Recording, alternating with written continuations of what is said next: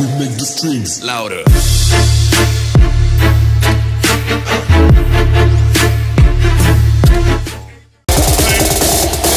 We make the strings louder.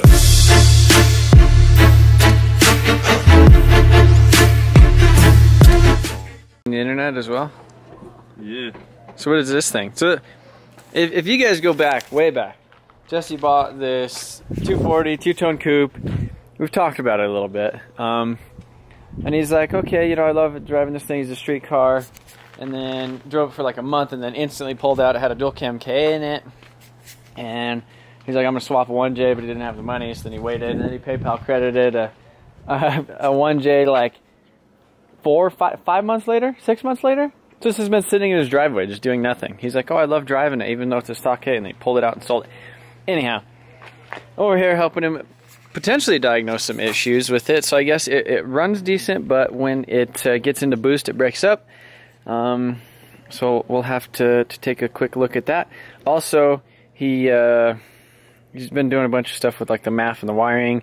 So this was a JZX 110 engine, and he swapped it over to a JZX 100 throttle body, harness, ECU, mass airflow sensor, all that stuff. So I don't know. We're just seeing what's up with it. Good. Fired up.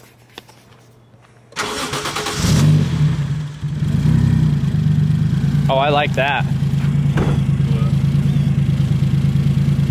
That battery cable. Oh yeah, you like that?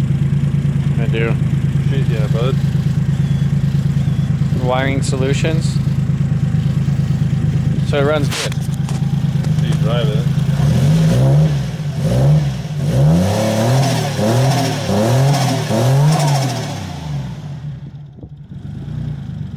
It like they don't do that. What? It sounds loaded up. Like it sounds like it's. They don't do that. They don't do that. They're not like that. It sounds like the timing's off. It's possible. Like it's already like trying to spool and we can check the timing real quick. Yeah. So Jesse's rotating around, attempting to look at the timing marks, make sure that it's all lined up. I don't know. It just sounded like already loaded up. It already sounded like it was trying to hit boost and spool. Like they don't do that like that fast. Like when it's factory, like all stock shit. So I don't know. So it looks like it's in time. You can see it's down there close to 0. We got the mark right there. And then we have the mark right there. I don't know if it goes off, if it's supposed to go off of those marks though. Hey, it might be on the wrong marks, look. Look at those ones, they're straight up and down. Yeah, it's off. And then that's, here, rotate it over a little bit more. I guess there's another mark on the crank. So they're lined up. I don't know. This is what are you doing now? you're gonna blow up this TPS sensor. That's good. You're gonna blow it up? Yeah, because watch it'll probably break.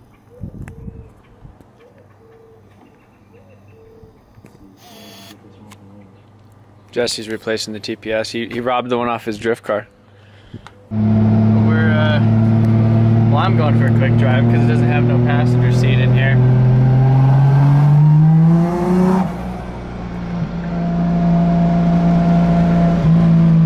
I get it to not. See if it's gonna miss or not.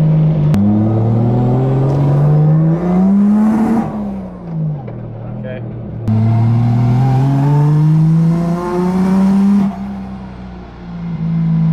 That feels really weird. Jesse's taking it for a drive now. We gave the mass airflow sensor a 5-volt reference because it's being kind of weird and stupid. You got to go all crazy going off the driveway so it doesn't get no oil pan scrapage.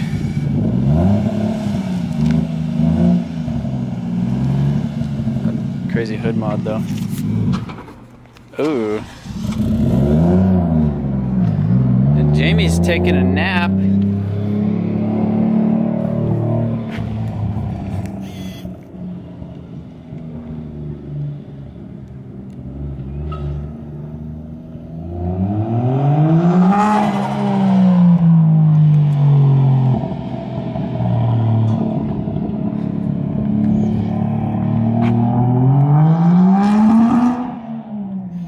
definitely still breaking up. This car does have so he checked the codes with it, like ran the little ECU flash deal. I can do it too to show you. And so it throws a code for the mass airflow sensor, which it wasn't receiving a 5-volt signal, which we kind of tapped into the coolant temp sensor because that has a 5-volt signal. Went and drove it, still broke up. But then I was looking at the wiring harness because he actually has it kind of tucked up under here, which is supposed to go underneath the intake manifold. But if you look right here, that guy, that random white wire is not connected to anything. And it's a white wire with a blue trace. You come over here, white wire with a blue trace on the VVTi solenoid. So that's definitely been cut or snipped or something. So I almost think you need to pull the harness off and just kind of run through it a little bit. It's better than buying like a $800 harness. I'd rather buy a harness. Would you? Fuck yeah. Stupid. That was a bitch to put on. Did you take the intake manifold off, the upper? Yeah, fuck yeah, that was a bitch. Huh. Routed all correctly. So we just kind of ghetto rigged that wire in there real quick, just so you could actually go for a quick little drive and see what it does. We still don't have a coolant temp sensor in it, because we're robbing that signal. But yeah, maybe go drive it? You want to or do you want me to? You can. We're going for another quick drive. Try first right here, see what it does.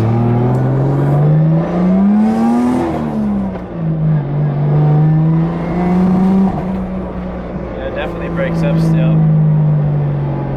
Yeah, I don't know what's up with this thing. I definitely think the wiring harness needs like gone through quite a bit. So yeah, I'm not quite sure what these things are kind of tricky. We have it kind of ghetto wired. I robbed 5 volts from that for the signal reference on the mass airflow sensor.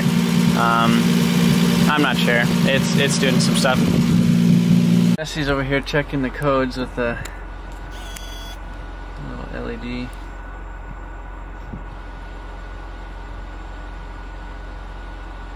That's 24. That's the math code.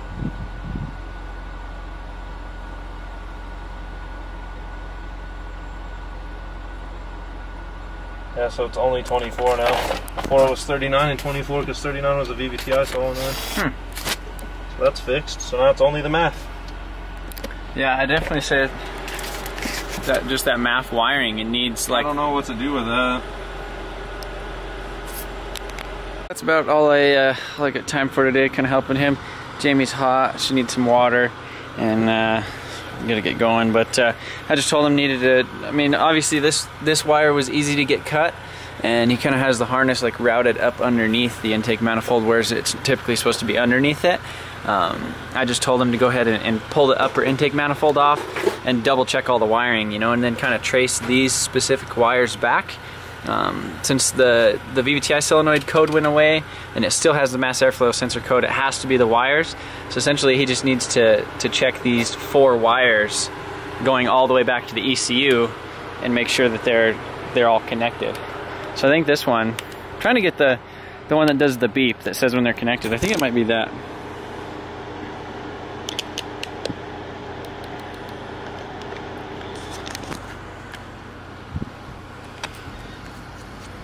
But anyhow, I think we're gonna take off.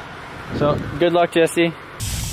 What's up, guys? So I told you guys about a week or so ago, maybe a week and a half, that I was gonna be doing the competing in the Pikes Peak Airstrip Attack in the S14. So currently, what I'm doing is doing a little bit of preparation for that. I'm putting basically a new set of tires, 100% all the way around on 4 corners, so that there's no flat spots, dry spots, random spots. So these are the tires I was testing out. They're pretty decent. Kind of sending some information back and forth with the company and just testing them out and video for them, not necessarily for you guys. But yeah, you know, there should be some stuff coming with that in the future. But David's over here helping me swap them real quick, and then I'm gonna load them up in the dad wagon and take these guys to go get balanced, because you know, I never balanced the tires on the drift car. But you know, I'm gonna be doing probably 150 plus in this thing multiple times this weekend. So drifting or competing Saturday day during the Airstrip Attack, doing that, like racing against Lamborghinis with my lemonade stand 240, and And yeah, and then on Saturday night is drift event up north in Denver, a little east of Denver at Front Range Airport. And then the competition is on Sunday for Drift Colorado round 2. So, what? I'm not in that place. Oh no. We're here getting the tires balanced, doing the whole road balancer dealy thingy. So just got back to the shop a couple hours later. Went and seen Cars the movie, Cars 3 with my girlfriend and Aaron, her parents, and all that stuff. But anyhow, that was pretty cool. It was definitely, I guess there was a Cars 2. I didn't even know about that one, but I guess Cars 3 was really, I mean, it seemed really good. The story is real nice. There was actually a lot of racing and stuff in it. Yeah, so got the tires and everything back. This is the front wheel that's been on the car for the past 4 years or whatever. You can see it's taken a couple little dings and stuff. So right here, see that mark? So the wheel actually has like a little bit of a hop in it, like a little bit of a high or a low spot in it. And so I guess with that machine, it has like a laser and then this little thing that you put on the rim, and then it like rides around it. So it tells you that there's like, I believe this is a high spot on the tire and a low spot on the wheel. And that was kind of like that whole road force or whatever. So that was pretty cool that it was actually able to do that on the front of it and get the front ones pretty damn close. This one was perfect because this is the wheel that I ran into the wall a while back, and I just bought a new one. But this one's been on the car for, you know, a while. So tires are 100% balanced and good to go. I do have about a 1/4 inch of toe out, and I'm going to be getting an alignment on the car tomorrow afternoon. So yeah, I'm just going to throw the wheels, tires back on it, kind of go underneath the whole car, double check everything, make sure everything looks good. You know, obviously like check my like wastegate, like the line going to my wastegate, make sure that's around no heat because I definitely don't want this thing over boosting. I am definitely going, I'm going to try to stop and get some race gas tomorrow. I'd like to run like some 110 in it, just because I have been on pump gas for so long, but I've never been at such a high load for as long of a time.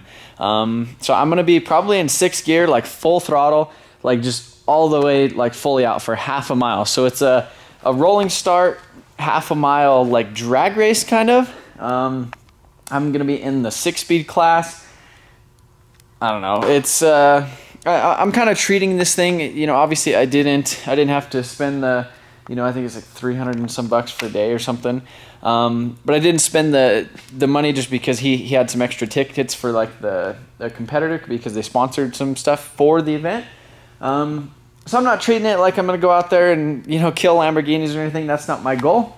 My goal is to go out there, have fun, you know, have my car out there, hang out with people, you know, maybe run some Lamborghinis and some, you know, maybe some Supras and some other stuff, anything that shows up.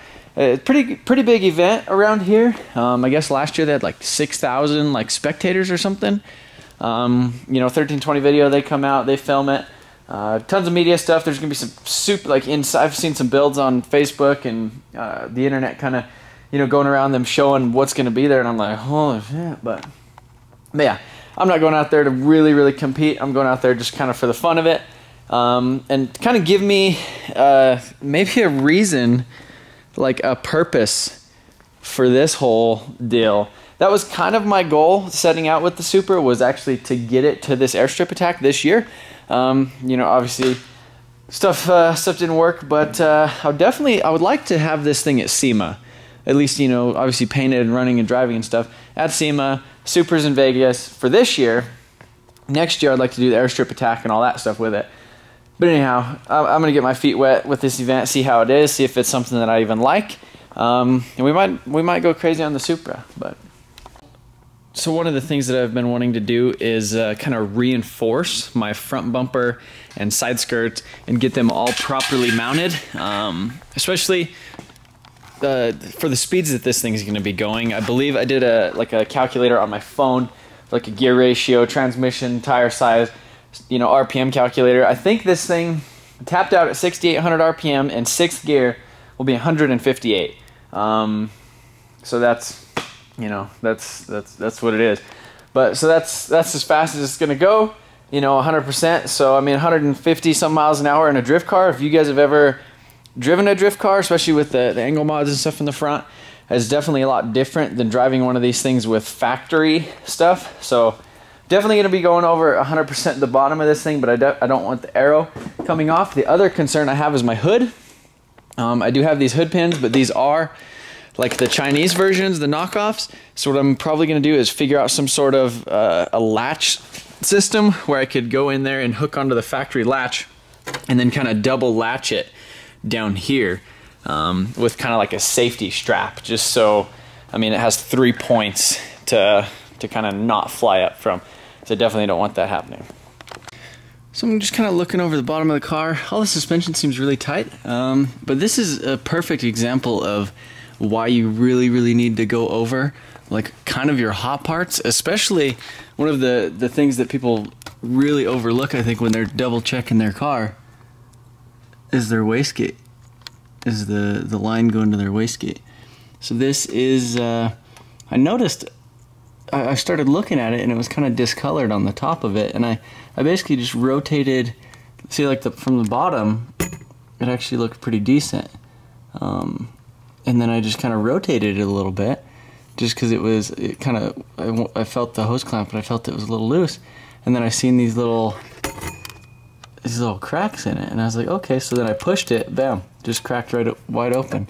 So you could see that would have definitely been an issue, especially running, you know, the underhood temperatures of this thing doing like 100 and some miles an hour, you know, full boost in 6th gear, like under full load.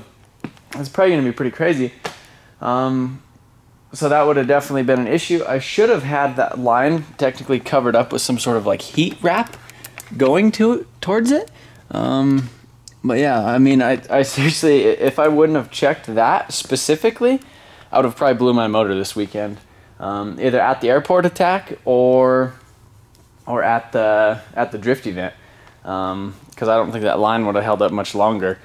So, and I mean, it's only a 38 mil wastegate, and I mean, it would go to infinity boost if that thing came off. So it's crazy that one vacuum line could like keep your whole engine together, which is insane. Well, that's about where I'm leaving it for tonight. Didn't really get anything cool enough like done on it to kind of justify video and anything. Kind of adjusted the ride height a little bit. You know, the back of it was been pretty low. This front right corner was actually like an inch higher than that side, and well, like from the fender, but there's only like a 1/4 inch on the frame. But kind of adjusted it, but you know, as soon as you adjust that corner, then it messes with this, and as soon as you do that, then it does this. You just gotta, like, I don't know, it's a pain in the butt. I need some actual scales. I've never had this thing scaled to actually like properly corner weighted and do all that crazy stuff. But yeah, so I took off the side skirts just because tomorrow I'm going to be loading it on and off a alignment rack, and hopefully don't have to take off the front bumper, but if I do, it's not too big of a deal. The back one should be alright, I hope. Yeah, so I'm going to go, I just got to go take a quick nap and then wake up and then go get an alignment during the heat of the day. Alright, it is alignment day. So I just got to fire this bad thing up, move this drive shaft out of the way that almost fell on me, and take it to get aligned.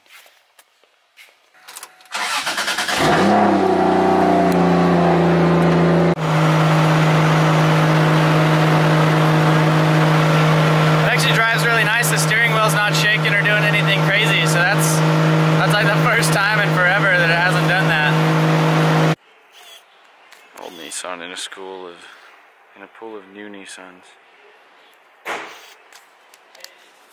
So this is what we have for the current rear alignment. I mean, it's not too bad for it being, you know, just adjusted in the shop with toe and like a little camber bubble. And I've actually haven't adjusted it in the whole rear in probably about this season at all. Just got done at the alignment shop. It's out on the interstate now. Cruising probably about 65, 70. Steering wheel's perfectly straight. It doesn't shimmy, it doesn't shake, it's not doing anything crazy. But not pretty soaked. He definitely spent a lot of time and was really thorough with it. It's nice to actually find kind of like a car guy at a dealership that really like kind of knows what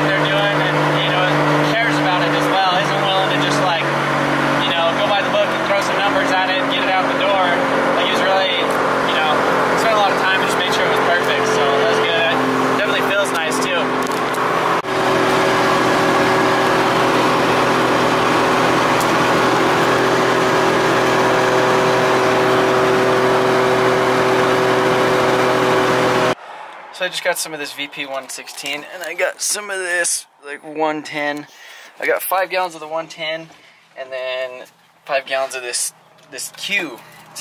It's an oxygenated racing fuel, and so basically kind of adds oxygen to the combustion chamber. So I'm not going to put very much of that in there because it does require a little bit more, but it should bump up the octane because it's technically 120 octane. But pretty expensive, but should make it smell good, and hopefully keep it nice and safe, because I definitely think being in 6th gear full load, this thing isn't going to like it. So back at the shop, continuing with the whole Airstrip Attack drift event prep. Jamie's cleaning my truck for me like a sweetheart. We're not moved in the house yet, so she's got to get her like motherly instinct to like clean. I guess somewhere in that. I mean, I guess it's good that my truck was dirty. So just getting it all cleaned out, doing the leather on it. The trailer. So see this thing right there. See how it's nice, all pretty and silver, brand new looking. In the back over here, this thing. So I went ahead and I painted this one, but they pretty much all looked like this or worse. So you can see right there, it's got like a rusty, ugly handle. Kind of going up the side of it, it's just kind of ugly looking. This thing's ugly looking. I mean, the trailer is from 2001. So I mean, it's definitely been around, but that looks a lot better. I still need to like paint the trailer, but you know, I figure I want to get rid of the little rusty random spots on it, so I'm going to go ahead and scuff that and then spritz it with some wheel silver and touch up some black stuff. So we're going into Walmart right now. Jamie, give me that pregnant walk. Give me that oh yeah, keep going. Keep going. Yeah, there you go. That's nice. No, I like that. We're going to get last minute snacks for the drift event.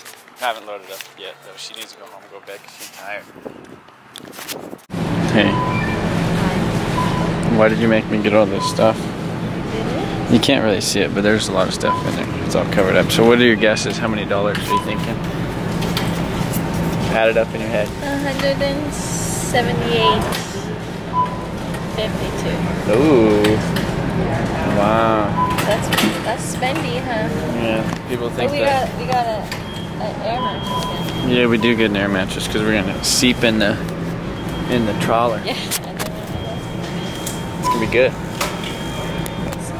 So yeah, finally got everything all loaded up. I got the grill over there, some random stuff in here. These cabinets are full of all that food.